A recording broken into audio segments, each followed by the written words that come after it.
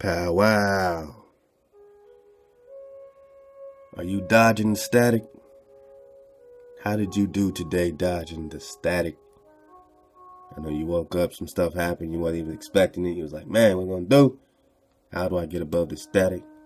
All praise the Creator, you got above it. You stay above it. You know why? Because you already are above it. And in those times, you just got to remember, you know what? I'm already above this stuff. I'm already above the static. I don't have to try to be above the static. I don't have to try to dodge the hijack. I'm already pure water. That's all you're doing is remembering, getting, more in tune and more in step with yourself. All praise the Creator. Wow, eternal energy to all of you. Vibration to all of you. You in this class, I love you. You in the back of the class, what up? You in the front of the class, back. Give me 50 feet. Let me start moving furniture around here. I love y'all, man. Let's go. So you've been digging, man. You know what I'm saying? This is the continuation, man, of a great series. I really enjoy this series, Indians and Israelites. Talking about that Gran Khan-yon, them artifacts. Love to the brother High Mark. He's staying in it, man, because this is such amazing, just recovery of information. We're just recovering things, and there's so much to recover there. So they haven't even explored this stuff. You know what I'm saying? It's just a few people to really look into as far as the G.E. Kincaids and different things. But this is all going to tie in. And, this is, we're going to start right here up in this Forbidden Histories. I know this is not the Forbidden History Kalelu series, but you see how it all is blending together. You see how it all starts to connect together. Prester John, man. Who was Prester John, man? Priest King. Yeah, man. What about your timelines, man? How do they play? Who's this Buddha? What's the situation? We got some of this before for the dismount. This is chapter 8 of the Forbidden Histories. And man, before I get too gone, love to Isaac, man. He hit me up. He said, man, the library is back up, man. I can access it. I said, from that link? He said, yeah. And I'm like, man, I don't remember. Because I remember when I first checked, everything was knocked offline.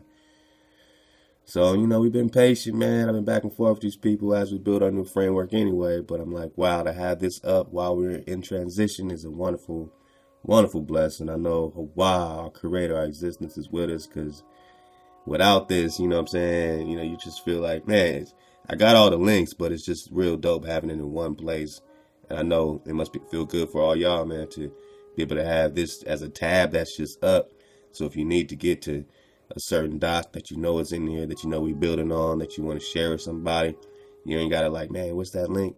Yeah, of course I leave the links, in all the drops, but it's really dope to have, a lot of our key stuff, our key players up, man, in this library. And there's over 100 PDFs, man. Love to you.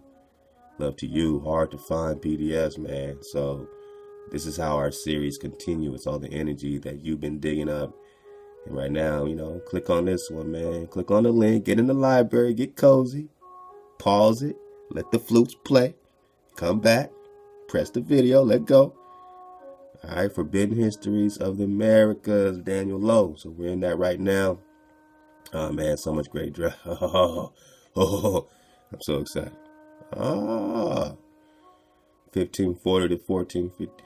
1542, Mexico to the Grand Canyon of the core called the Colorado. We might have to dig on some of this. Actually, I think I already got it up. Man. That's oh yeah, because I was using it for the Akakor. So I got about 3 different series going on as far as tab wise, But yeah, we did have this joint up. 1540 to 1542, the city of Mexico to the Grand Canyon of the Colorado and the Buffalo Plains of Texas, Kansas, Nebraska. All right, we're just talking 1904. So, let's see if I want to dig on this. There's some great chapters in here. I'm trying to get to the Oh yeah, we just talking to Cibola, Zuni, Cibola, Zuni. Zuni Cibola, the promised land, how we cool. Zuni Cibola. What does that remind me of? The Zunis. This is some separate research by Hancock. We're just talking that Mazaka, Mashika. Now, he broke down some Zuni information in here. Oh yeah, what'd he say? We're gonna get this, but Mexica, Mexican. We're just talking Moshe, Meshi. Alright.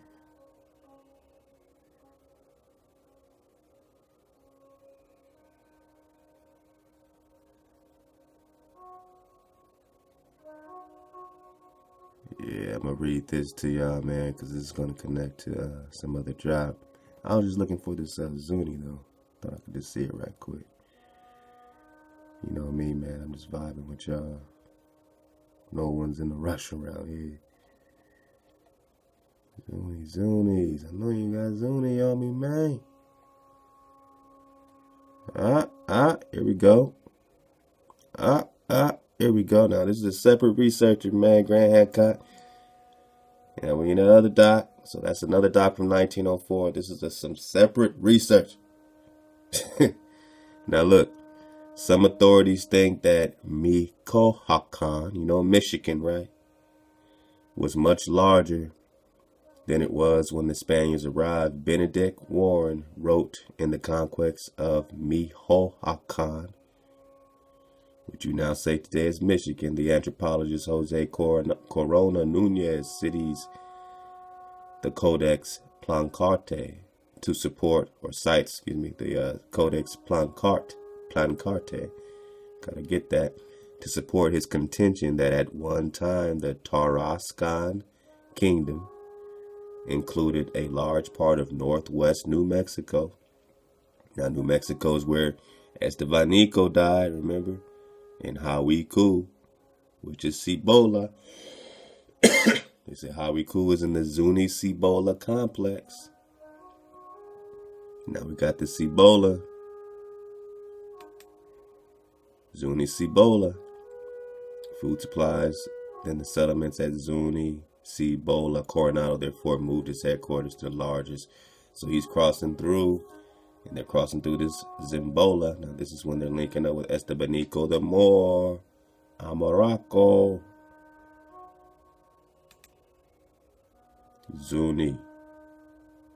Tarasco Kingdom included a large part of northwest New Mexico and even extended as far as Zuni in New Mexico. He bases his argument on the place name Zebulon. Zebulon, which appears in the Codex, another name for Zuni. And I said, so you're saying that another name for Zuni is Zebulon, like the tribe of Israel? And this Zuni Cibola, according to the document we're in, you know what I'm saying? You know, we get that drop, man, because we go on to the Cibolas, but it's also called Kalelus, which is called the Promised Land. So you have the Promised Land, Cibola,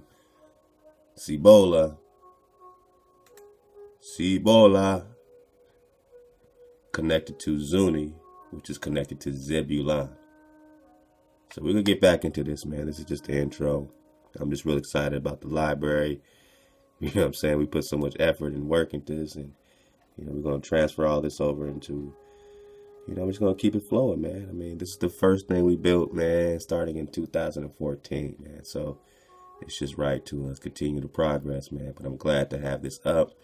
And while you're in it, man, you can always keep vibing to all the vibe suites. So all these links are active except the homepage. I don't know what's going on. That's the one that's been re-indexed, hacked, whatever the case is. But the other ones are active now, so you can get all the other drop, you know what I'm saying, the Artist Lounge, Drop Artist Network, What is 432, the Vibe Suites, Live on Air, we coming back. It won't let me edit, so I can't do any edits right now. I can't put any new work, but at least our work that we put in all these years is still up for us. So, you know, the drop packages, if you want to sign up for the Drop VIP, you know what I'm saying? Get your 50 songs a month. Love to everybody on Sugar Sync.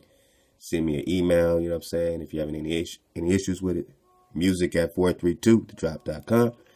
And I just love to get everybody tuned up, man. So I said through April, keep it up. We're just doing it free, man. Anybody that wants to try it out, hit me up. Music@432thedrop.com. And we'll tune up 50 songs a month for you. And this month is free. Hit me up. And it's all good. I seen the link, man. You know what I mean? We just getting tuned up around here. But you got your library. I'm super excited. Let's go. Who is Buddha? All right, you've been surfing the wave, Prester John. You've been surfing, all right, that's Priest King. We're talking about King David. We're talking about Solomon. We're talking about this Davidic line, because Solomon is still a David by title, a Dawood by title. Now let's see this parallel that this researcher is making. David Lowe, all right. Chapter 8. Let go. In our scriptures, we find in the KJ, King James Version of the Bible, and in the first book of Kings are the beginnings of the story of Solomon.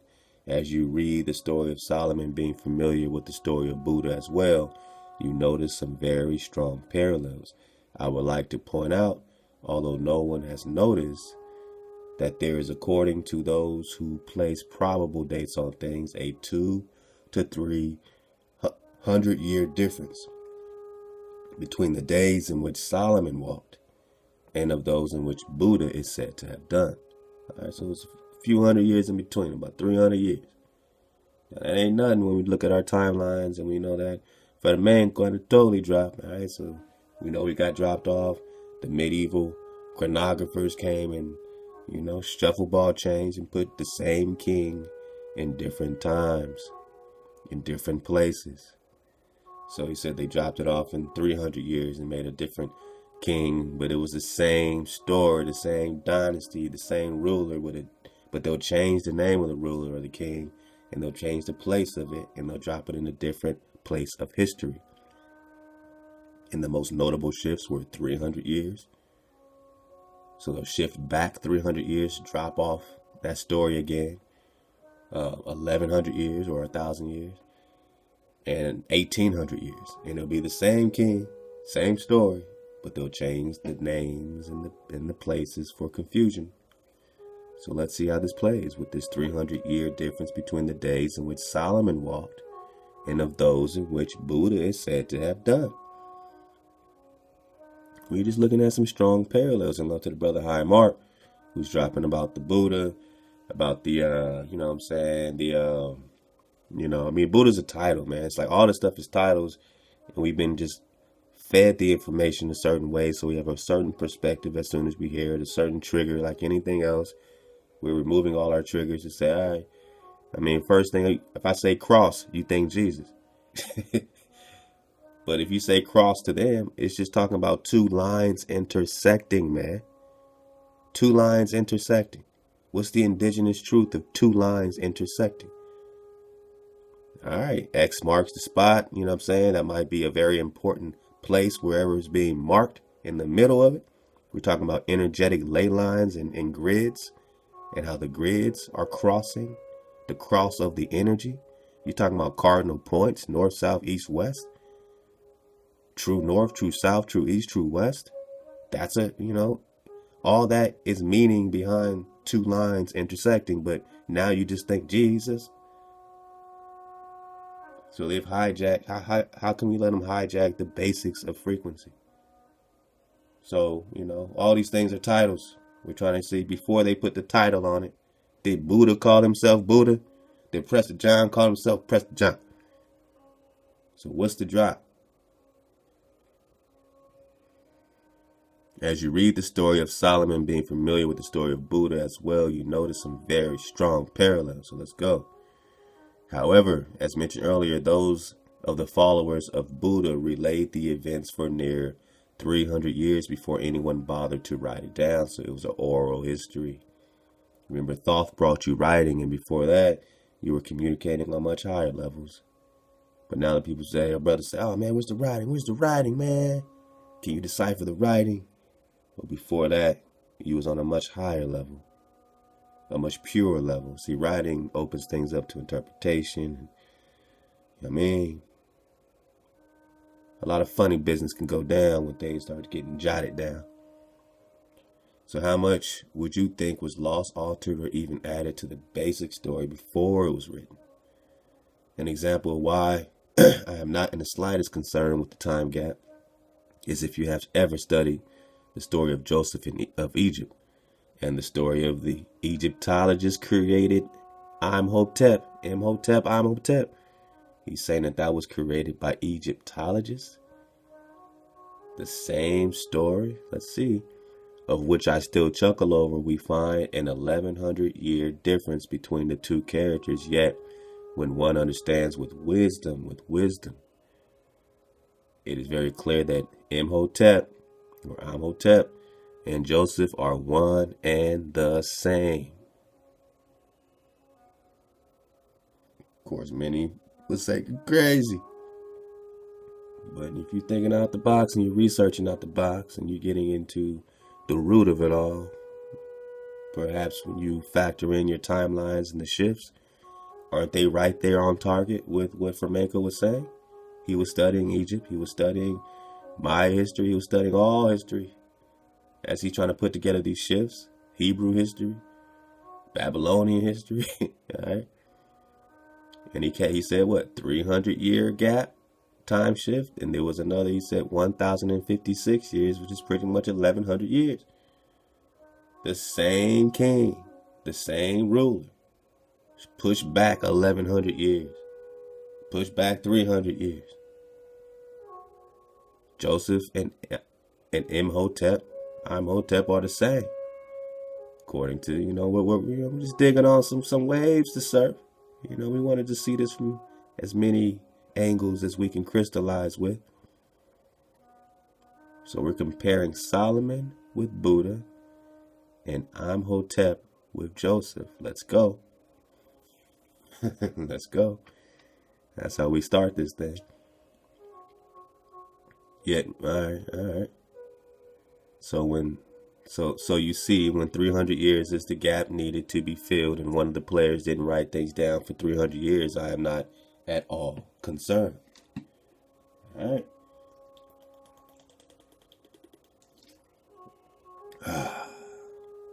Alkaline. Yeah, man. Y'all try this alkaline, little recipe, man. Let me know if you like it or if it makes sense. I just got it from, a brother that was just dropping it and, seeing it make sense according to my recon. Just put distilled water or filtered water, however you do it. Do a little pinch of the pink Himalayan salt, pink Himalayan. And then just do like half a little key lime, not regular lime, key lime. That's just how it is. I don't know the answers, but just, recon it. Let me know what you think. The key lime, pink Himalayan salt, distilled or filtered water. Shake that baby up, man. Alkaline. Let's go. Back to Solomon. At a point in Solomon's young life, Solomon is a bit overwhelmed and became concerned with his ability to rule over such a great people of the Lord, of the Creator, and asked for his God of wisdom and asked his God for wisdom, and because the Father was impressed that Solomon did not ask for wealth or long life, he gave Solomon what he asked for, and much of it. Most could not fathom the magnitude of wisdom he received. So right there, and again, when you do the etymology of Nestor or Nestorian, and it goes back to an old king renowned for wisdom. Well, who's renowned, who's famous for wisdom other than Solomon and Buddha as far as wisdom is concerned? So let's draw these parallels. Magnitude of wisdom he received, but the followers of Buddha might be able to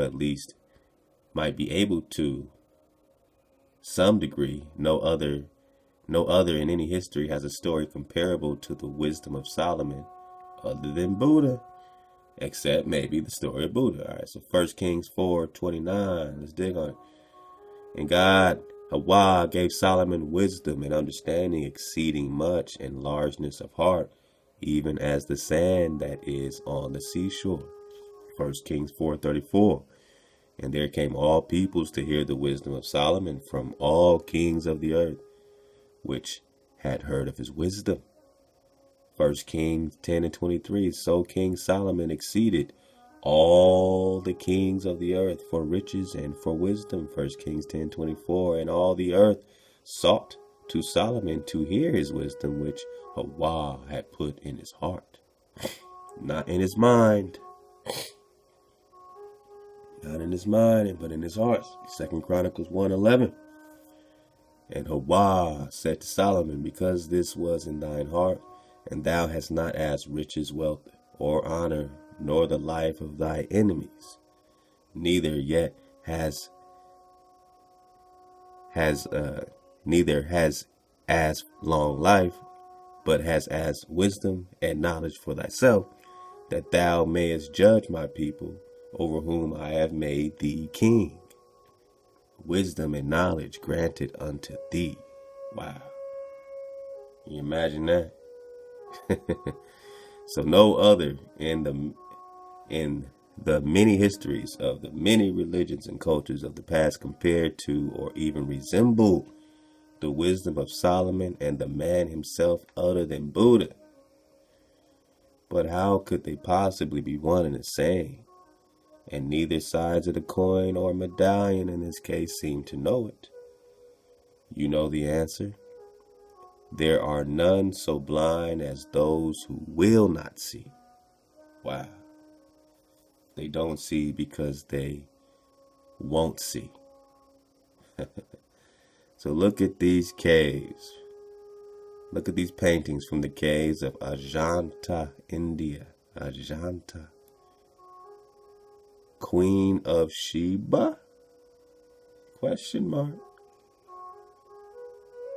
I mean, right away, these don't look, you know what I'm saying, like, you know what I'm saying? These look, you know, more like, you know, sisters than your traditional, you know what I'm saying, East Indian of today. I mean, you know, similar, you know what I'm saying, as far as, you know, I guess the, you know, style of dress, whatever the case is. But, you know, these look more like sisters. And it's almost like, well, who had the drop? You know, what's really going on? So, from the cave paintings of Ajanta, India, and they're saying, is this the Queen of Sheba? This look like a sister that's, you know what I'm saying, is doing her thing. You know, feeling good about herself. You know what I mean? So, let's see. I mean, beautiful, right? So, in the very next verse of Book of Kings, following King Solomon's men, returning from the land of Ophir, we visit the Queen of Sheba. 1 Kings 10:1. And when the Queen of Sheba heard of the fame of Solomon concerning the name of Hawa,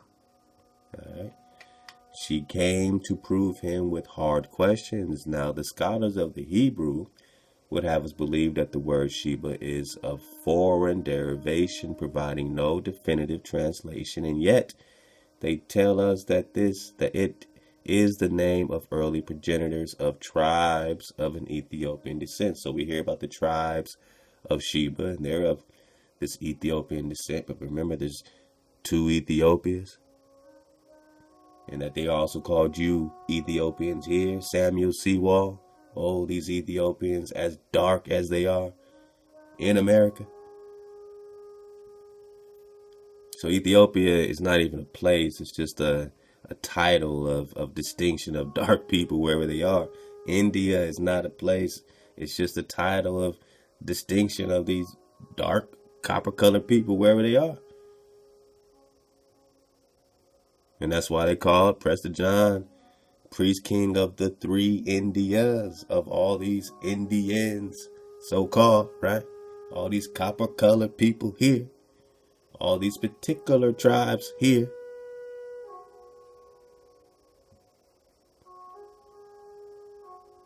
So, Hebrew scholars will have us believe the word Sheba is of foreign derivation, providing no definitive translation, and yet they would tell us that it is the name of early progenitors of tribes and of an Ethiopian district. Where, pray tell, did they come up with this? I could answer, but I think I'll hold my thought. Bathsheba, mother of Solomon, meaning daughter of the oath, covenant, or daughter of 7. Whoa. Cities of gold, cities of 7 cities. All right, let's go. So Bathsheba, mother of Solomon, meaning daughter of the oath, covenant, daughter of 7. Foreign, they say. Perhaps Solomon's mother was an Ethiopian daughter of the oath. Shebo, son of Rama, oath, covenant, or 7, Genesis 10:7. All right, let's dig on it. The queen of Sheba, oath, covenant, or 7. All these are synonymous. Sheba is oath, is covenant, is 7. Wow. Is not of Ethiopian origins, and in all likelihood was not even from the continent in which Israel is found today. If so, even though Israel is not found there today, or ever, according to Margaret Steiger in Horace Butler's book, chapter 5, Jerusalem is missing. She has comprehensive research saying, man, there is nothing, no artifacts whatsoever proving any part of this great kingdom that's supposed to be there. Yet you're finding it all here, all in Peru, all in Bolivia, all in Hebron, all in South America, all in the Four Corners, all in the Gran Khan-yon and Mexica. So check it. So it's this. So Sheba, oath, covenant, 7, not of Ethiopian origin, and in all likelihood was not even from the continent in which Israel is found today. If so, she was from India, but I suspect she was of a distant land with ties to India. Let's surf this wave. So he's not putting her in India, even though she's on the caves of Ajanta. Yet they are commemorating her. Why? Yeah. We're just talking about the daughter of 7, the daughter of the oath, the daughter of the covenant. If so, she was from India, but I suspect she was from a distant land with ties to India, and likely a descendant of Shem, with Sheba possibly being a shortened version of an intended misnomer of Shem Bala, or Cibola, or Kalalus, or Promised Land. All, in the previous drops. Go get them. Because all that is in this document. We're going to stay focused. Let's go. Shem, Sheba, possibly being the shortened version of an intended misnomer of Shembala. Child or children of Shem. Shembala. You always hear about Shambhala. Shambhala's a mythical place in India over there. When this is the land of Shem here. The so-called Ame'ricans, in which Cibola is right there, dealing with the Four Corners. Cibola, Kalalus, Hawiku, New Mexico, we just got that. Shembala, children of Shem. With this saying Hindu, so we're connecting it to the Hindu, intended to keep you in the dark. As you might know, yeah, we're going to connect this Hindu, man. I got some great stuff, man. So, you know what I'm saying? 3 Indias. And of course, you go to India, you ask for the Indians. They won't point you to anybody of that, looking Hindu. They'll point you to someone looking copper color, not African, but just, looking like just a melanated brother. Look like you're from Chicago, living in India. and they'll know that, oh, that's the Indian. So we're talking about the indigenous Indian. Different tribes. Let's go. As you may know, I am not of the belief that all scripture, as you may know, I am of the belief that all scripture has a purpose. I do not think stories found in them are merely to fill space, and that there is wisdom to be found in all scripture. Okay. So why was this little story about the Queen of Sheba included, not to mention placed immediately following Solomon's men returning from the mystical place of Ophir? All right, so we're going to start triangulating this, all right? Ophir, Solomon, Hyborian war map. Enter the Hyborian war map. All right, let's just go for it, man. So we have Ophir. Again, this is your big old South America, according to this reality simulation done in Arizona. As this Pangea situation is going on. And here is your so-called Africa here in Asia. North America, South America. You got your Mexico, Central America, all that. All the way to your Amazonia, Amazon. Here's your punt, P-U-N-T. And on top of that, Timbuktu or Timbuktu. Kush is up top, Kush. You have Egypt right here with Luxor and Kim. You have the land of Shem, S-H-E-M, and we're only talking about Shambhala. As we get into these, back up to this four corner situation. Argos plays. You're going to hear Argos brought up a lot. You have Pick land divided into 12 tribes. You have Samaria with northern clans and southern clans. And you have the Ophir Meadowlands, Ophir and eastern Ophir right here on top of Shem. So Shem, then you have Koth, and then you have Ophir.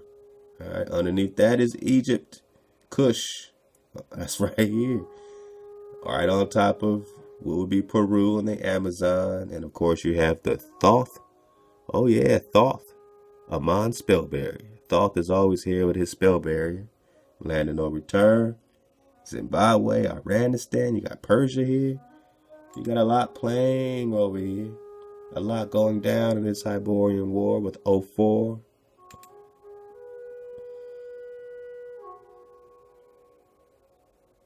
So why was this little story about the Queen of Sheba included, not to mention place immediately following Solomon's men returning from the mystical place of Ophir? Well, I think it was included for two reasons, and keeping it in mind, there must needs be opposition in all things. I think one reason was to provide strong delusion for those who will not see, and to provide wisdom to those who will see.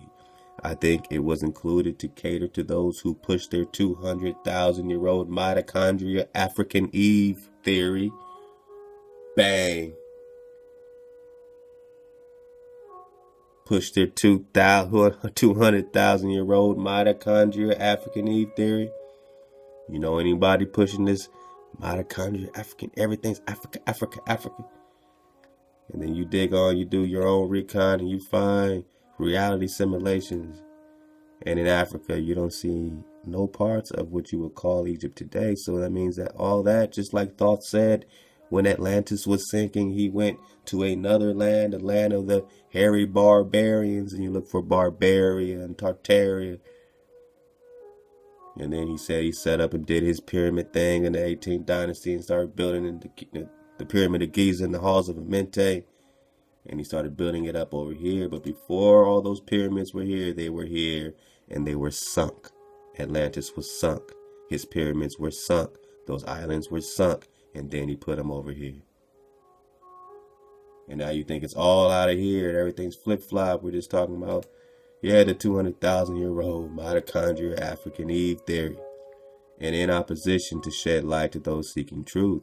In order to understand why the Queen of Sheba traveled halfway around the so-called globe,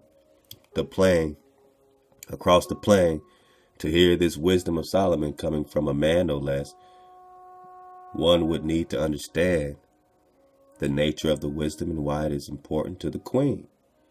How many of you have read the Wisdom of Solomon? How about the Acts of Solomon? Well, fortunately, we do have access to the Wisdom of Solomon, although it has been taken from the standard works and now considered apocrypha in nature. Well, since when do we care what it is considered? I won't tell you what it is all about, because frankly, there are few who would believe, and it isn't for me to tell you who would.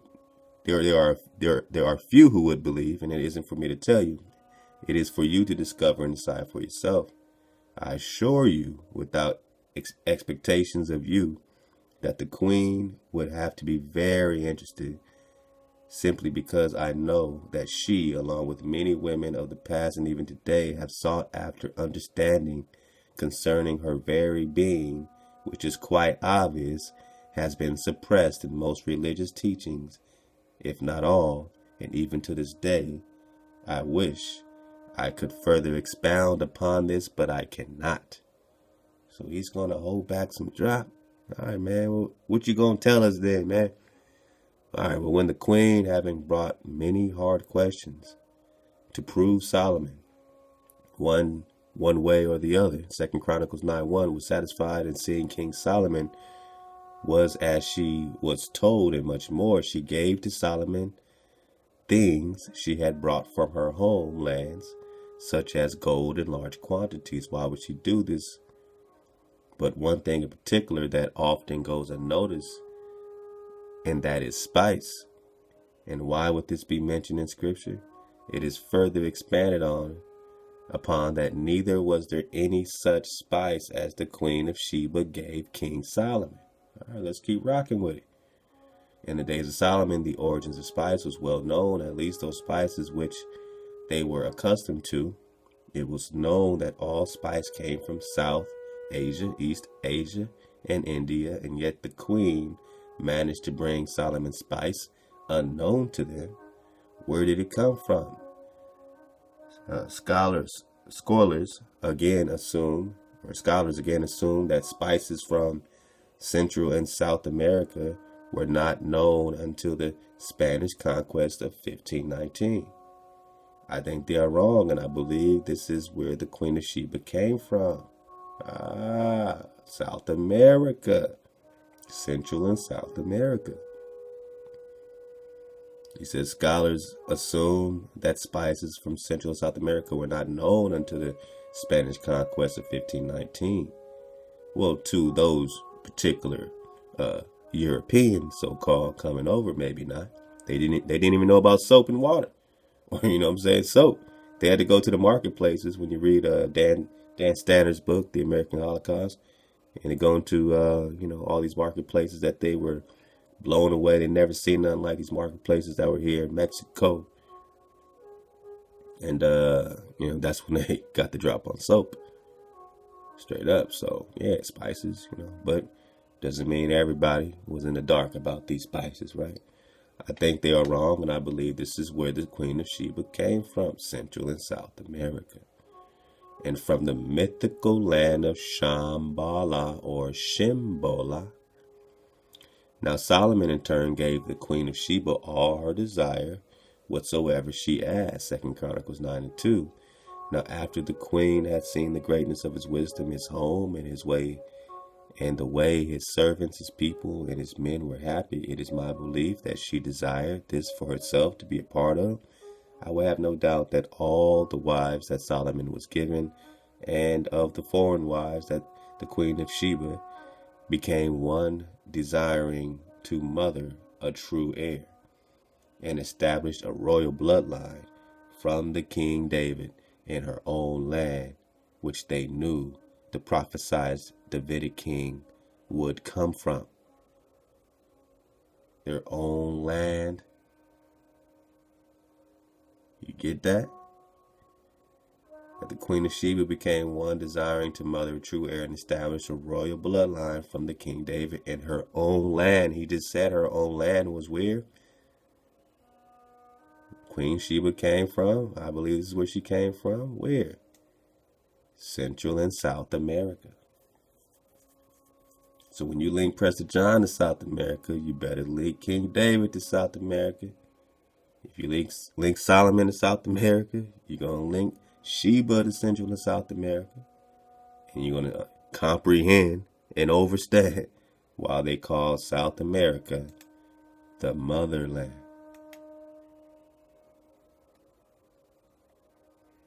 And Egypt is here. We're going to get into that Gran Khan-yon. Alright? The land of Shem, Shembala, Ophir. Man, I don't think we're too far off with this reality simulation, y'all. The prophesied King David will come from. So this is supposed to be a painting of Solomon here. You know, he's just chilling, you know. And I guess this is a Solomon here, I think, or one of these is Solomon. Could this be the prince, son? Could this be the prince, son of the Queen of Sheba, receiving teachings from his father Solomon? You know, so one of these is the son, one of these is Solomon. And you see a bunch of ladies behind him. All right. I'm sure Sheba is one of these ladies. All right. Receiving teachers from his father Solomon. Or is it the prince Mahajanaka, mentioned earlier here on, the son of Solomon? Either way, we're talking about Davidic princes. And we're talking about all that being on the caves of Ajanta in India. Prester John, priest king, King David of the three Indias. King of the three Indias, emperor of the three Indias. Now, why would this need to occur? Perhaps it was to prepare a people able to bear a vessel, which is very important to the house of Israel, and the journey it would take in just a few hundred years to fulfill its destiny, its part in the fulfillment of the covenant concerning the house of Israel and the land of promise, a land of purity, Kalelus, Sibola. Why would Hawa allow this if the queen of Sheba were Ethiopian, having nothing to do with the house of Israel, and knowing well and good it was forbidden for Israelites to mix blood with the Canaanite? The people of India, however, are of the tribes of Israel. We're going to get into some of these correlations, and we already been digging into the India, you know, the real deal, the real spiel. Now, how is it that the Queen of Sheba heard of the wisdom of Solomon? I suspect if we read closely, we just may discover how. Just before the tale of Queen Sheba in the first book of Kings, a little ditty appears in the very verse prior. 1 Kings 9, 26-28, and King Solomon made a navy of ships in Ezion Gibber. A navy of ships.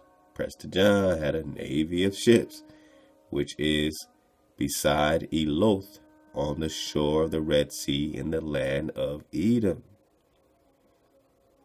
And Hiram sent in the navy his servants, shipmen, that had knowledge of the sea with the servants of Solomon. And that was the alliance. And they came to Ophir and fetched thence gold 420 talents and brought it to King Solomon. Is it possible while they were in the land north of Sheba or Shembola, the servants of Solomon told the people who happened to be servants of the queen about her king, who in turn went to her and told her of him? From the Ajanta caves, King Solomon and Queen Sheba? Okay. Just as the people of Egypt, the Aztec, the Maya, and the Native Americans told their most important events in history upon the cave walls, rocks, or buildings, so did the people of India, and I would fully suspect their branch colonies in the Americas did as well. Meaning, those who inhabited the underground cities. We're about to get some underground cities. We've been talking about the Grand Canyon. And more specifically, those of the lost cave city of the Grand Canyon.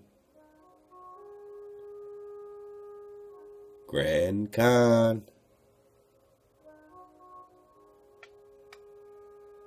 Is this cave one of the 7 caves of the Aztec? Remember, 7 is Sheba.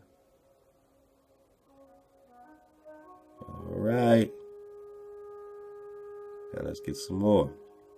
Now, I don't get hung up on the words so much, although I do like to undergo an in-depth analysis for my own satisfaction. I am what I am, and I am not a scholar of the Hebrew, Tibetan, Hindu, Latin, or Nuatal languages, or even English for that matter, and perhaps that is why I can see the forest for all the trees as I don't see a forest.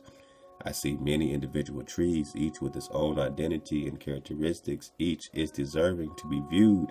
It does not have to be difficult, and this is why I have adopted the simple rule of, if it looks like a duck, quacks like a duck, and walks like a duck, it is in all likelihood a duck.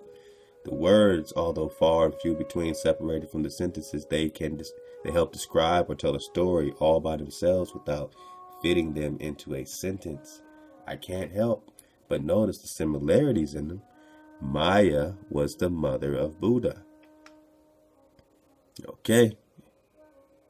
Or Solomon. So if we're connecting these Maya with Israelites, and Maya is the mother of Buddha, or Solomon, all right, according to Buddhists, who are, what a great tribute to her to name, naming a highly prized and fertile land after the mother of Buddha or Solomon, depending on which perspective you view this. How about Bathsheba and the Queen of Sheba? Is there a connection in this? The mother of Sheba, Queen of Sheba, is there a connection in this? We find that Buddha was referred to as Gautama, right? Guatemala. We got some of that in the OSB. Buddha, Gautama, bright light. Buddha, enlightened one. Near the Yucatan, or home of the Maya, we find Guatemala, place of many trees. However, the Nuatal suffix of la makes that which is followed a possessive, such as a man's wife. Perhaps the place of Guatema's wife. All right.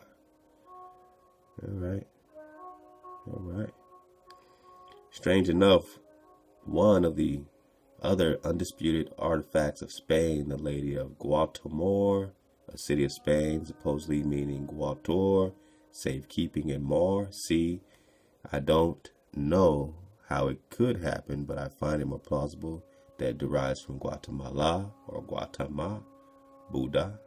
All right. In the Tucson artifacts chronicles, we have Kalalus, which was ruled by Sylvanus till Texas. We got some of that. Solomon the Builder. All right, Kalalus is Cibola. All right. I wonder where that name comes from. Or Solomon the Builder. I wonder what that name comes from. All right. We're talking Solomon being here. We're talking Kalalus being Promised Land, being Cibola, being Four Corners. The hereditary ruler of the former Jewish-ruled Roman colony, or Israelite-ruled Romani. Yes, we got this before, connects to this North India situation. So Roma is India. Romani, India. Don't get fooled by Roman. That's a hijack. Or Sylvan Totec.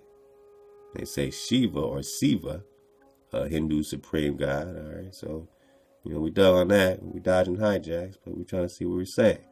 So Sylvanus is not a Nuatal word. So who is the Sylvanus? Who is the possessive of the Toltec people? Sylvanus is, however, a Roma or Romani god. Okay. The capital city of Shambhala is called Kalapa, which is said to have sandalwood pleasure grove containing a huge three-dimensional Kala chakra mandala time wheel found in the Native American sand paintings and Tibetan sand paintings of the Buddhist teaching made by King Sashandra. I can't help but think the legendary lake with the 7 cities of gold surrounding it, called Kapala, and the place where the Romani Israelite colonies. All right, whenever I see Roman Jewish, I decode it right away to Roma Israelite, because I know ain't no Jewish, you know what I'm saying, people conquering under Solomon the Builder in 700 AD here. So we know we're talking about Israelites. They make it clear, but they keep saying Jewish. So anyway, Romani Israelite colonies established their 7 cities called Kalalus. 7 cities called Kalalus, cities of gold. Meleka, from the Vedic Sanskrit, Meleka means non-Vedic barbarian, also spelled Meleka, ha, referred to people of foreign extraction in ancient India. Foreign extraction in ancient India. Meleka was used by the ancient Indians much as the ancient Greeks used barbaros. So if you're a Meleka, you're foreign. Originally to indicate the uncouth, meaning you ain't got no class, man. You're unclean, an incomprehensible speech of foreigners, and then extended to their unfamiliar behavior. In the Mahabharata, the root Sanskrit word barbar, meaning stammering, wretch, foreigner, sinful people, low, barbarians. Buddhist scriptures use the term Meleka or Melekahuka to refer to Melekas. All right. Interesting. All right, so you got the Kekemeka. All right, Mecca, Mecca was the name of the Nahua peoples of Mexico, generally applied to many bands and tribes of nomadic and semi-nomadic people who inhabited northern modern-day Mexico and southwest United States. Mecca. Now notice how they're saying that these people were bands of tribes, nomadic, semi-nomadic people who inhabited northern modern-day Mexico. All right, let's follow that. So Kekemeka carried the same sense as the Roman term barbarian. Mecca is also known as the birthplace of Muhammad, of the Muslim. Okay. Now you remember the old Horace Butler. If you ain't got it on the backup channel, I told you it's a very important drop. And it will be getting dropped on the backup channel. So click that link. Hit it up. King drop. Alright. And Horace Butler's connecting this South America with this Moab, the Moab part of South America near the Atlantic Ocean, which is the Jordan. So, Lot had a lot. And according to Horace Butler, Lot's lot was at a part of South America. The children of Lot, by Lot of the Creator, had a part of South America. But is that what they wanted? No. They wanted everything for Atlantis and for,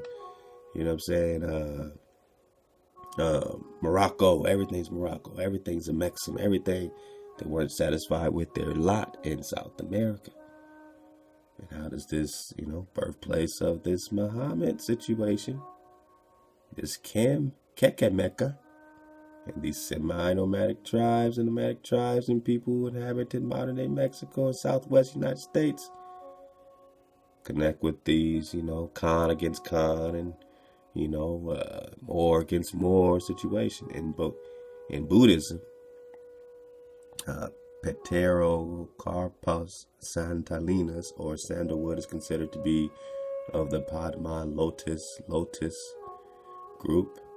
Remember the lotus. Harmar is dropping on that. And attributed to Amitabha Buddha, sandalwood scent is believed to transform one's desires and maintain a person's alertness while in meditation. Wow. So it, I guess it helps you choose up. I don't know. Your energy, you gotta do some more drop. Get some drop on that. It is also one of the more popular scents used when offering incense to Buddha.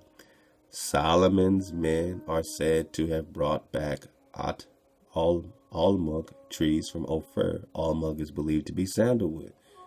It is believed that sandalwood was not found in the Americas, but it is under the name of Brazilian rosewood, Pterocarpus santalinus, and by other names, red sandalwood is considered even today as native to India. Sandalwood was brought back by ship every 3 years from Ophir.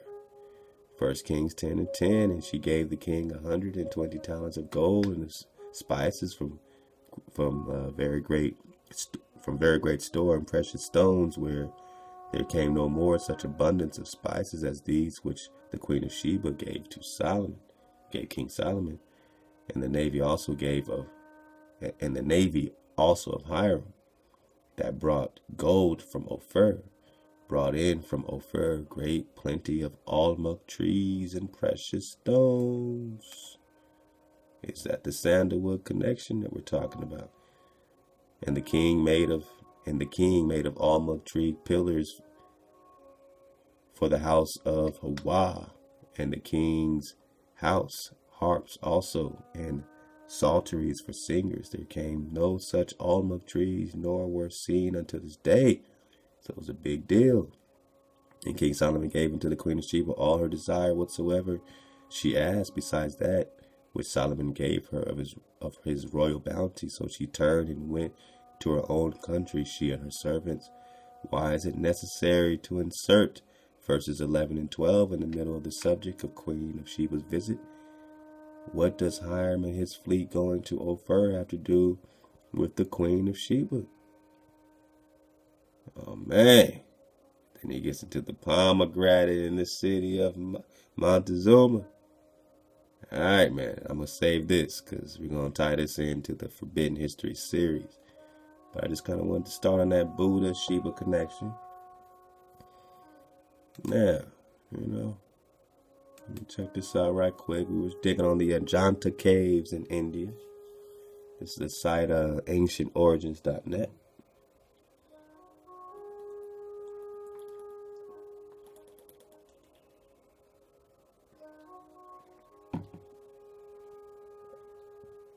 The wondrous Ajanta caves. All right. 1819, John Smith, a British Army officer in pursuit. I know it's real small. I'm just getting a piece of this. In pursuit of a tiger, came across a cave near Ajanta village in India. All right, so he found this cave. Now,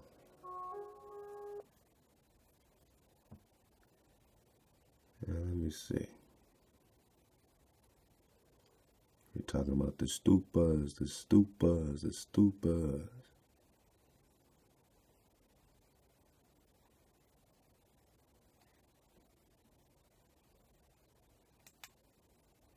Actually, what I'm going to do is go into this link here. Yay. While my little buttons reload. Because, we're just talking about the Ajanta Cave. So, instead of reading all that fine print, let's just get a quick visual of what these caves look like in India. Remember the Solomon Buddha connection. Remember the Prester John of the Three Indies connection. So this drop has everything to do with you in a real way. But let's check it out.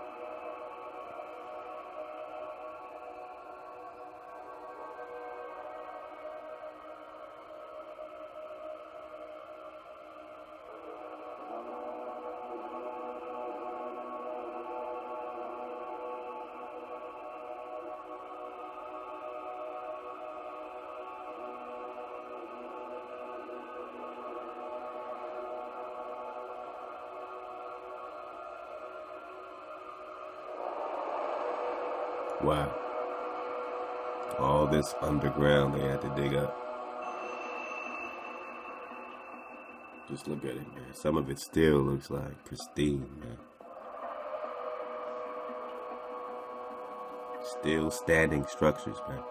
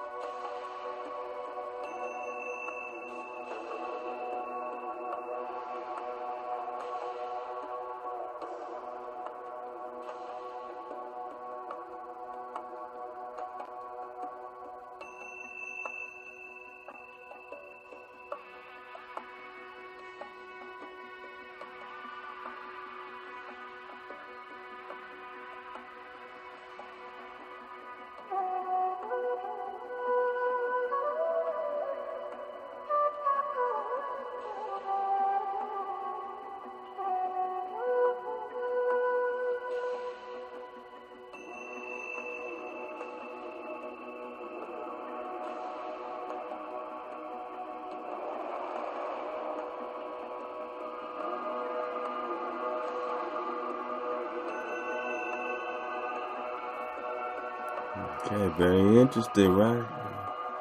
I know my joints buffering a little slow today, but it's kind of cool because it gave me some stills. I gave you some stills, man. But you know, they're walking around to and fro. They're trying to figure out these cutout caves. That's the one in the lower and Ajante. Now, in this Ajante cave is when, you know what I'm saying, we're digging on all this drop. This Sheba drop. And these particular drops right here. All right. Solomon and Sheba. Solomon giving some drop to his sons. Chilling. Got the crown. What are we talking about, man? What does it mean? You know, we're talking about the queen. Let's keep it going. So we got some rock cut caves. All right.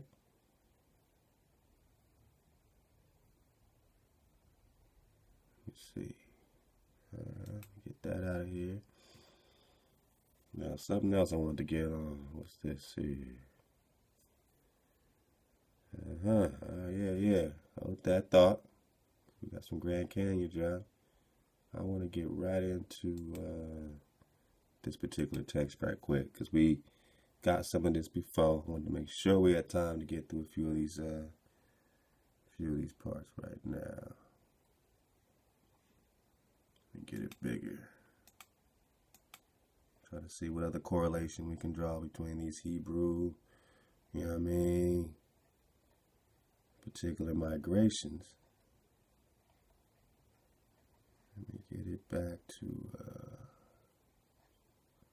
I mean, here he's calling a black Israelite of India, Cochin. All right, now, definitely still dodging the hijack, man, you know what I mean.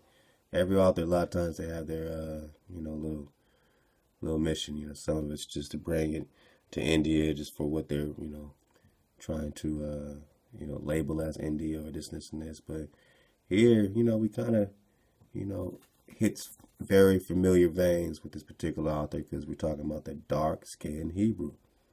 The dark-skinned Hebrew. So, you know, let's get some of this Aryan drop.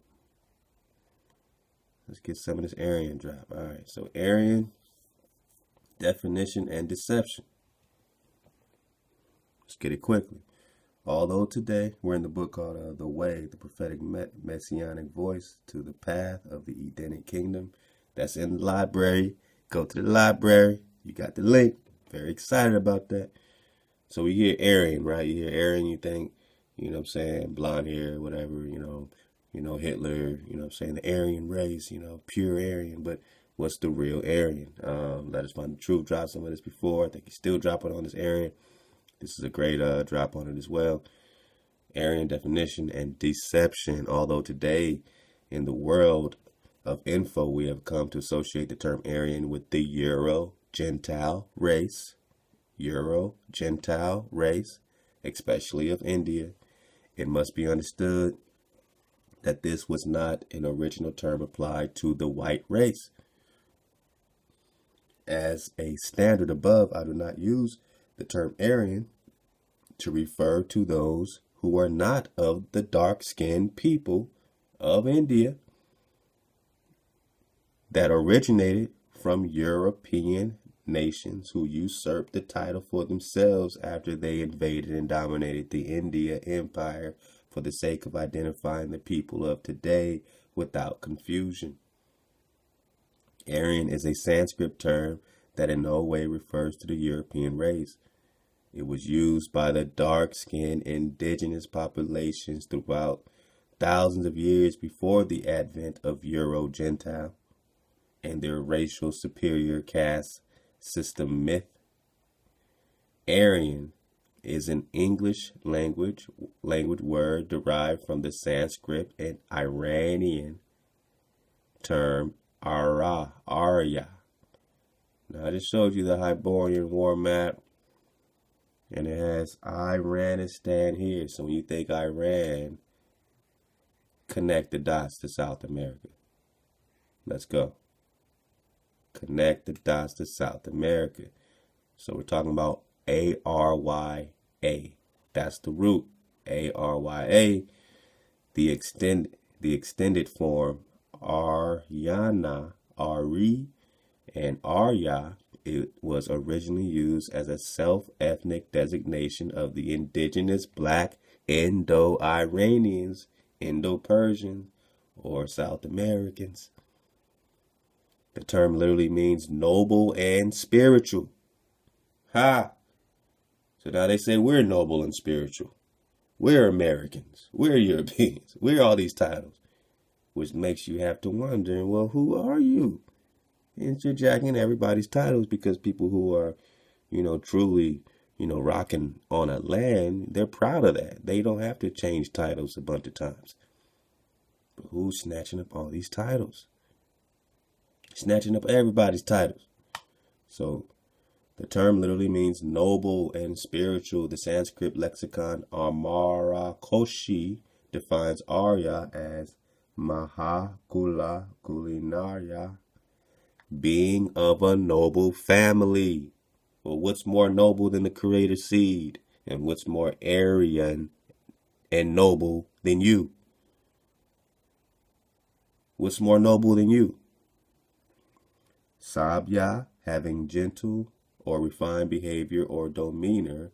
Sajjana, being well-born and respectable. All these are describing you and your seed, your vibration. Noble family, noble character, having noble, gentle, and refined behavior. Well, you do that because you have commandments to be respectable. Respect and honor your father, your mother, not put another power before your power. It is your nobility. It's in your seed. Before even a written law, it's in your noble seed.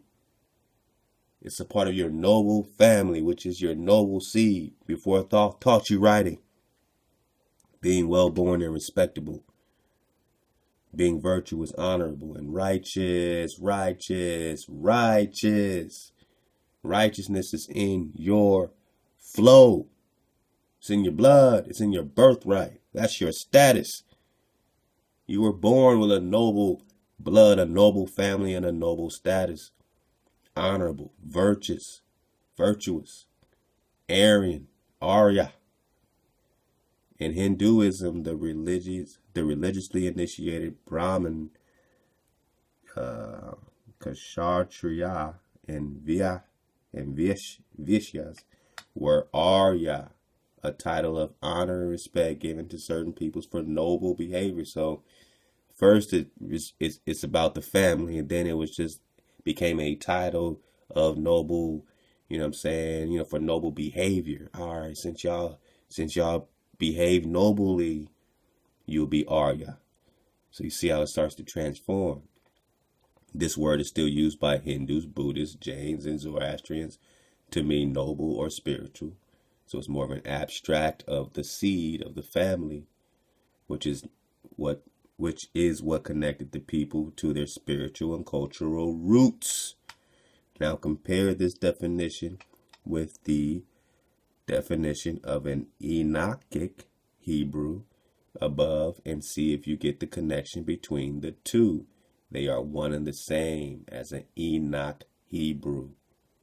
Enochic Hebrew.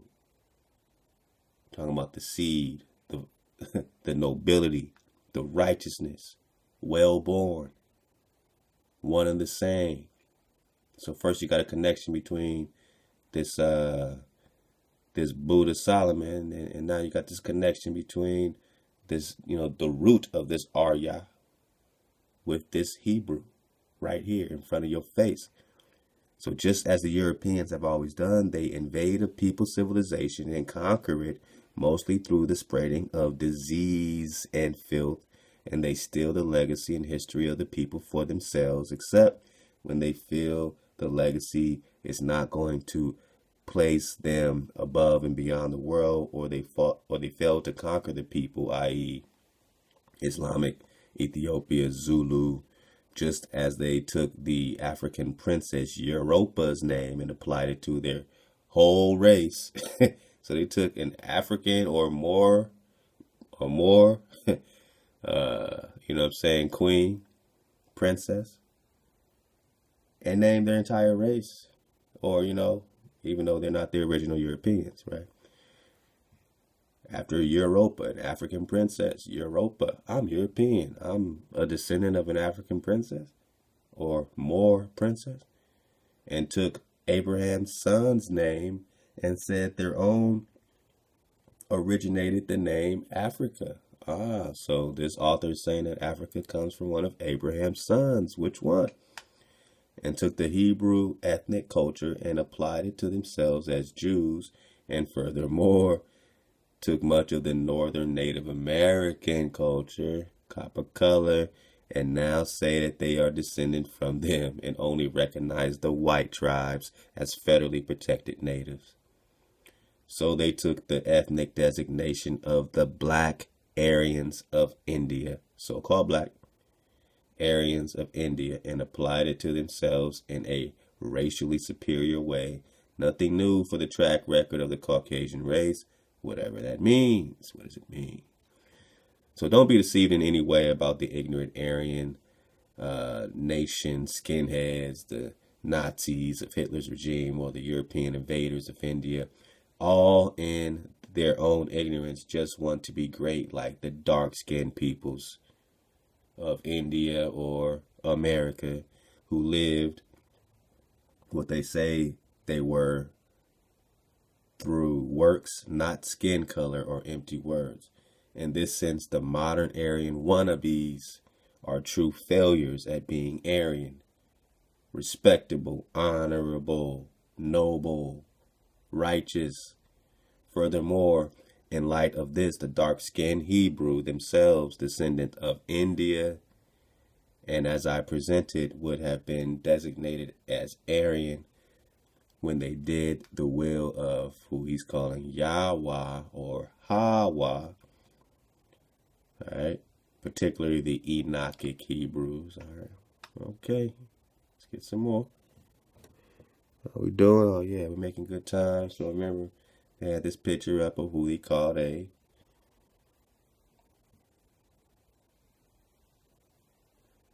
Black Israelite of India, Koshin. All right. Now, we talk about the name Africa. Let us not continuously be deceived in the modern historical information concerning the continent of Africa.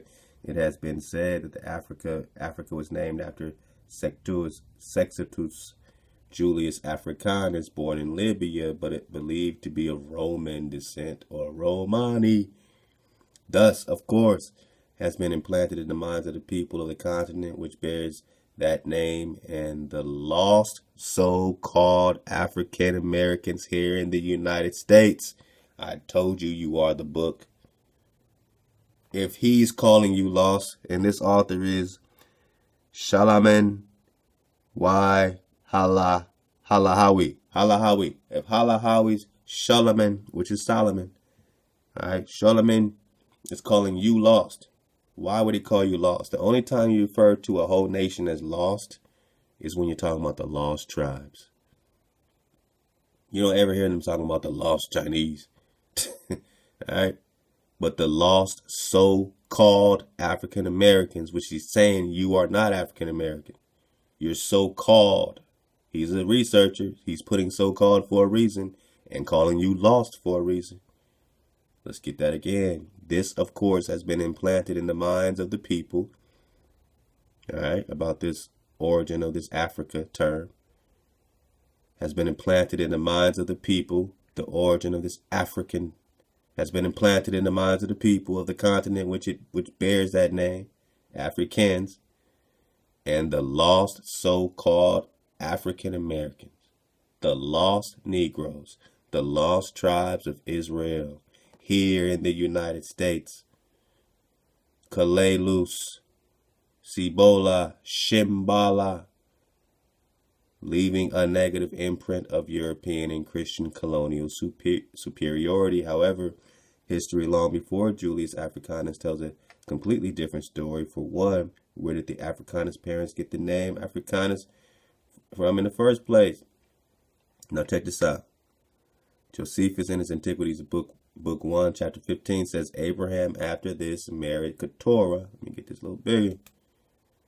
So, all right. So where does Africa come from? Abraham married Keturah, by whom 6 sons were born to him, men of courage and of sagacious minds, Zambram, Jazar, Madan, Madian, Josabak, and Zeus.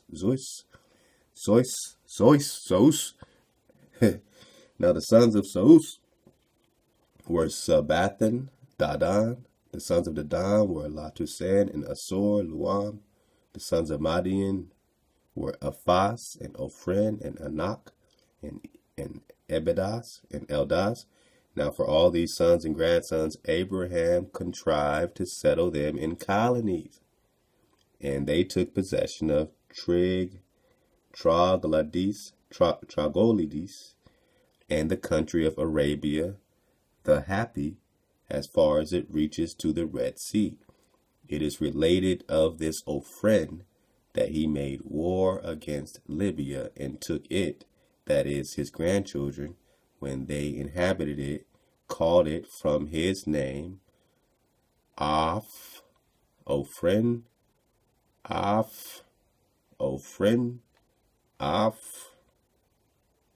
Rika.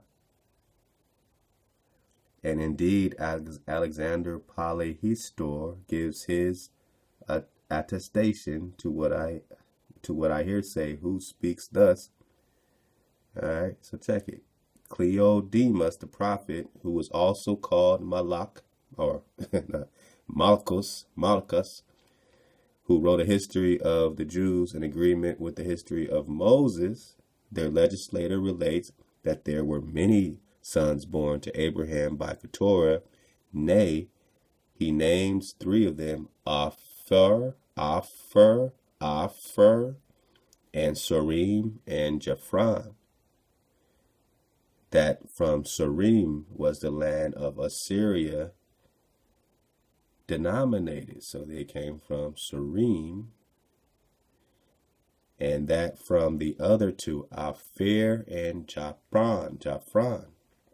The country of Africa took its name because these were auxiliaries to Hercules when he fought against Libya and Antiochus and that Hercules married Afra's daughter. Afra,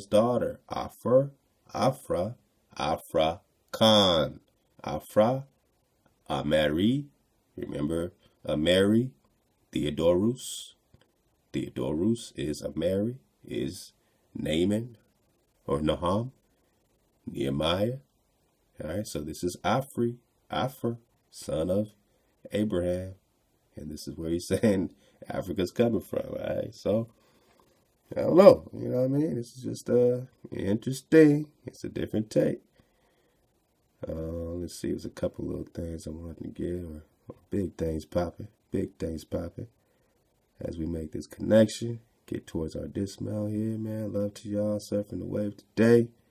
Another great flow, man, and great energy to continue to spread the love, man. Keep spreading the love, man. Unstoppable, man. All right.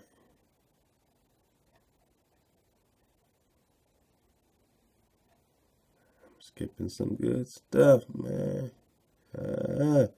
Remember, we got this before. The Yadas.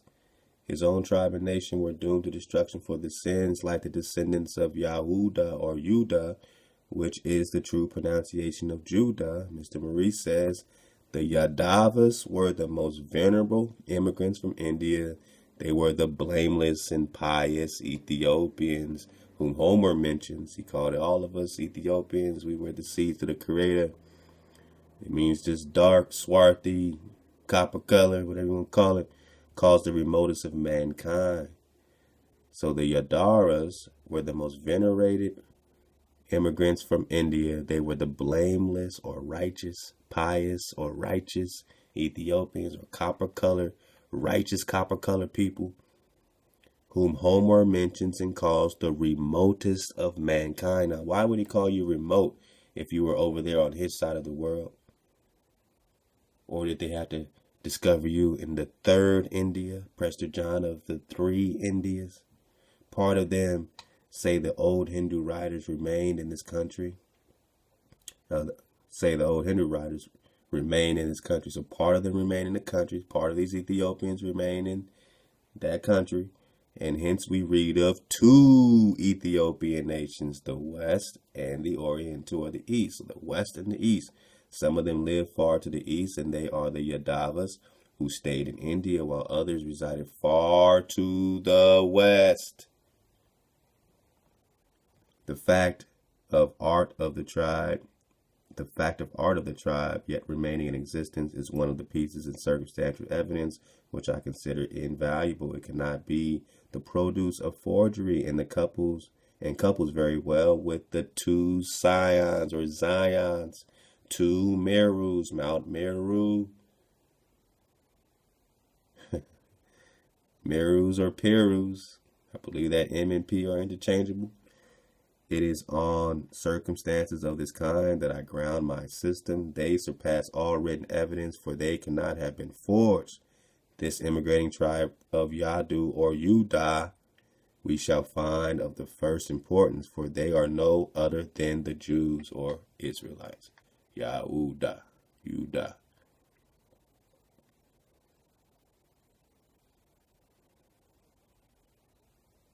And then it gets right here. All right, so no other than the Jews. So there is, I think, no difficulty in finding here that the Eud or Eudai or tribe of Judah of the Hindus, long before the Jews of Western Syria would have taken that name from one of the sons of Jacob called Judah, a name which cannot have been derived from him, because it is clear that they had the epithet long before he was born, his grandfather Isaac having borne it. That we should find the name Yahudah of the sect and the father of the 12 tribes is not surprising and accords well with what I've suggested. The word Jew is a mere Anglicism, and the word Yudi or Yudi is more correctly the Hindu name come from where it would, and it is probable that it came from the tribe of India, as the head of the tribe seems to have been known by that name as far as I have stated many years before the son of Jacob was born, and who was probably so called after his ancestor. When Porphyry called Isaac by the epithet Leid or Leud, he perhaps meant Isaac the Eudite, or Isaac of the tribe of Eud or Eudah. All right, so he's trying to put some things together, and we're just connecting the Solomon. We're connecting what they're calling Buddha, these particular, titles here. Now we'll get this part, and then we'll, do a couple of, last steps here. The accounts given by Dr. Buchanan of the black tribes, some of them having Pentateuchs and others not having them, and of those who have them have obtained them from the white tribes. So this Pentateuch is being, brought in to these people from the white tribes. It seemed probable that they are indebted for them solely to the white tribes. This will exactly agree, as might be explained, with my theory if it should turn out to be true, because the Apakoj are going out of the tribe of Yudi from India, in all probability must have taken place before Moses lived and before he partly wrote and partly compiled or collected the tracts into what we now call the Pentateuch. All right, so we're talking about the first 5 books. So he's, connecting the first 5 books in their Greek Pentateuch, and then obviously that's a whole nother, compilation, similar, but, different compilation. But still, good source to, belly flop and see what you get. Now, in all probability, the first books of Genesis were brought from India with the tribe, with Abraham or the Brahmins. Brahmins. And we played around with that connection through the OSB before. Eusebius in his Chronicon says the Ethiopians coming from the Indus or Black River settled near Egypt. There seems to be nothing improbable in the Ethiopians being the tribe of the Jews, the tribe of Jacob or Israel. I think these Ethiopians did come under Jacob and did settle in Goshen and gave the names of Materia and Avaris to the city in which they dwelt. Avari in Hebrew would be as often written Obri, or the city of the Hebrews, or foreigners. Man. It gets into the, Peru, all right, y'all do. Connected. All right, then it starts running out of pages on it. So we're trying to keep getting this connection. Remember, this is the Adair, James Adair. History, his histories of the Americas, American Indians, James Adair. All right. Now let's get it up a little bit.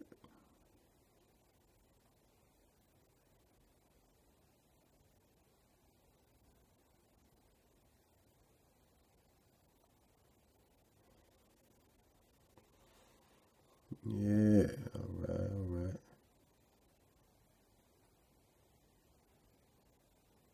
All right, so this is interesting. So we're going to keep connecting this because we're connecting Abraham. We're connecting, we're talking about Moses. They're bringing that stuff in. Now let's keep on this Moses because that's where they're kind of leaving us on.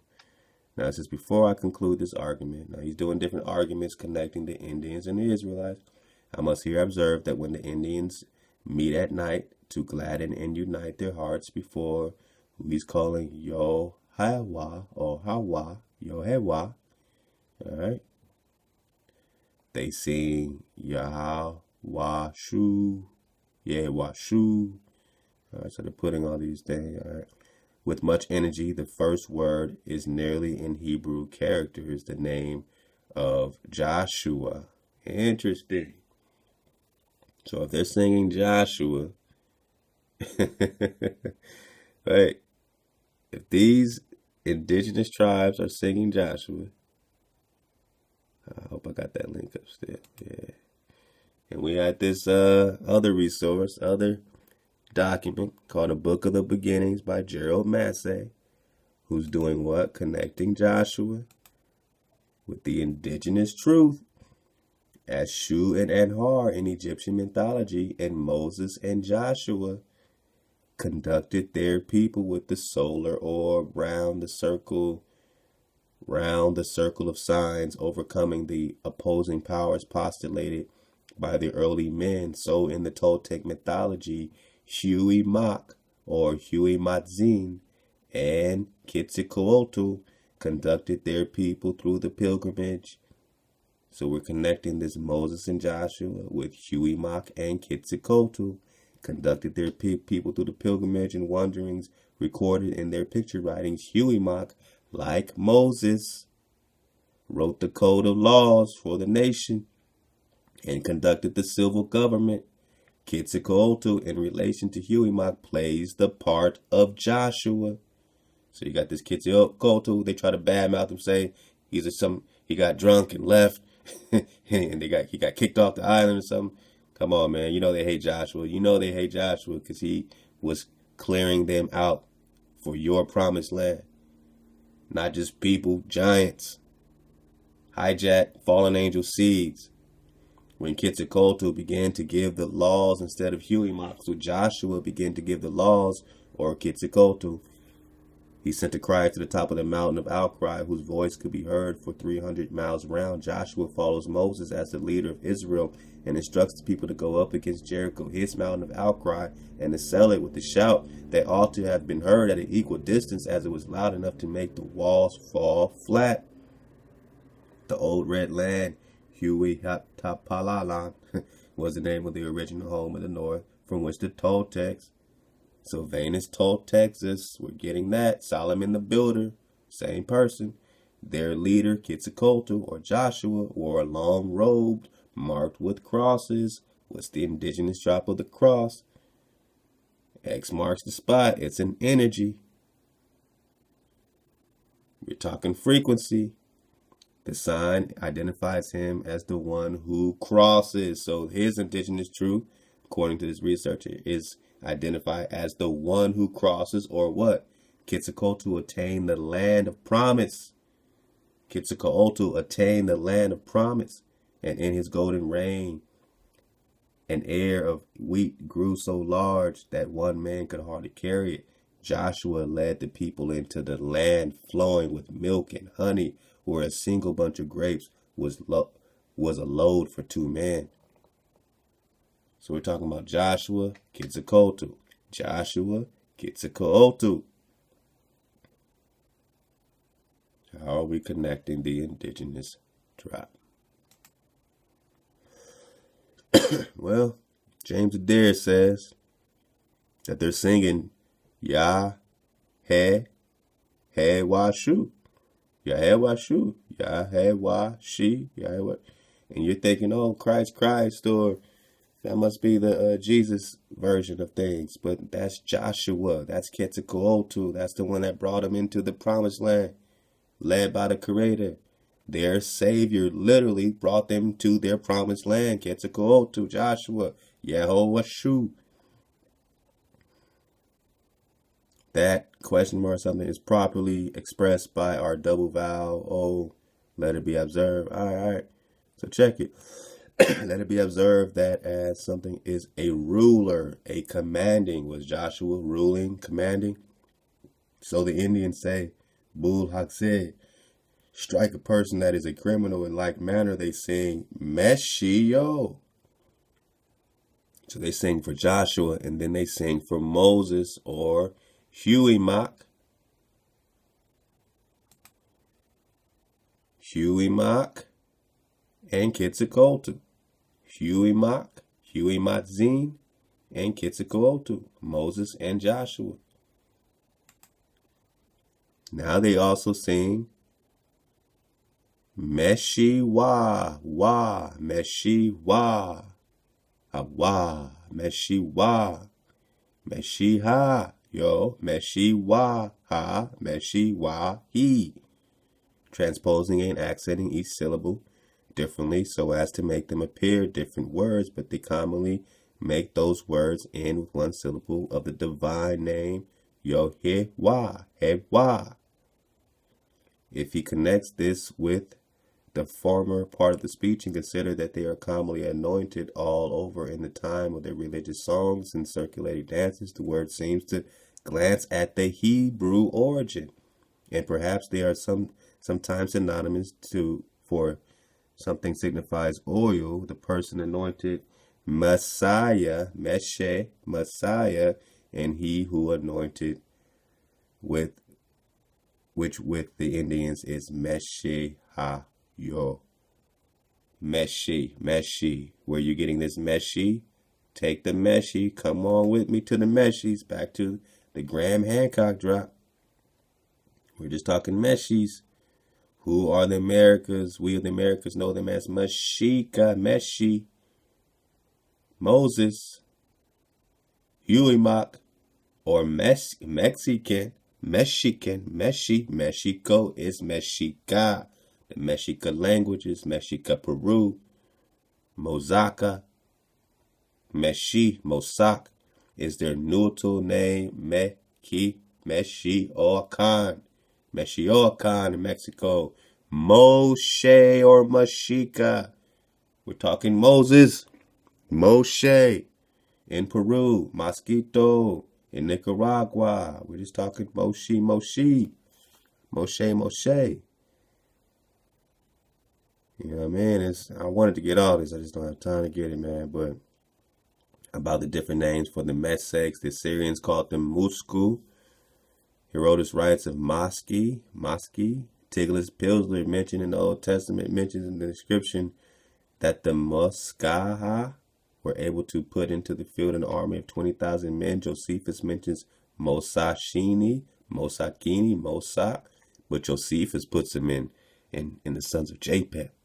And he just slips them in and says, yeah, but they bear a mark for those that are able to understand. So was the entire nation was called. Moscow, Moses. So if Moses is the foundational legend, the Mosak, the founder, we got that before, the foundational legend from Turkey to Russia to Mexico, then you might be very important if you're of this tribe of Mosak, which became Mosaka, which became Khazaria, Cappadocia. Russia was named after them. Russia was named after Moses. They were known by the following name: Meshed, Mesed, Mesket, Meshed, Mushe, Mushki, Musky, Muscavi, Muskeva, Muska, Moshi, Maska, Mozak. All right, so all this is connected to Moses when you see these variations of the names. Meshe, Meshika, Mexico, Mexican. Who are the Mexicas? All right. And no, man, we ain't talking about nothing new. We talking about the Mexica, the Mexico. We talking Mexico, Mexica, Indians and Israelites. Look at the dreads, man. Look at the dreads, man. Look at the dreads. What did Catlin say? The slabs of dreads. Look at the dreads. We're just talking on the walls of Mexico, Mexica. We're talking about the Maya. What? Mother of Solomon? Mother of Buddha? Maya.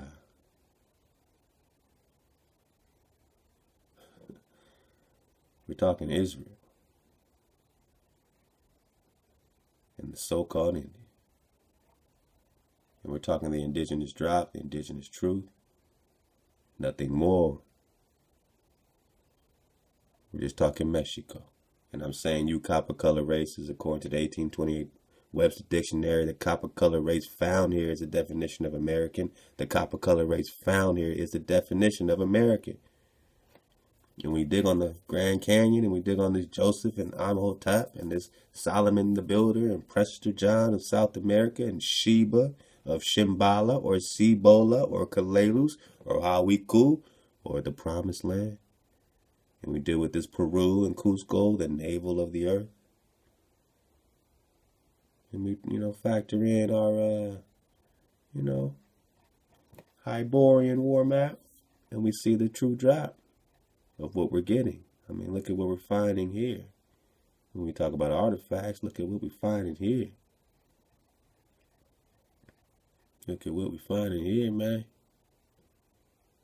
I mean, so, we're going to do a continuation of this. I know Hiram got a wonderful job. Check it out. I'm going to get this little piece because, I want to get a full segment of Hiram's. I don't want to cut it short. So my brother, I'm going to include it in the next drop because the people need to get that. And I appreciate what you're doing.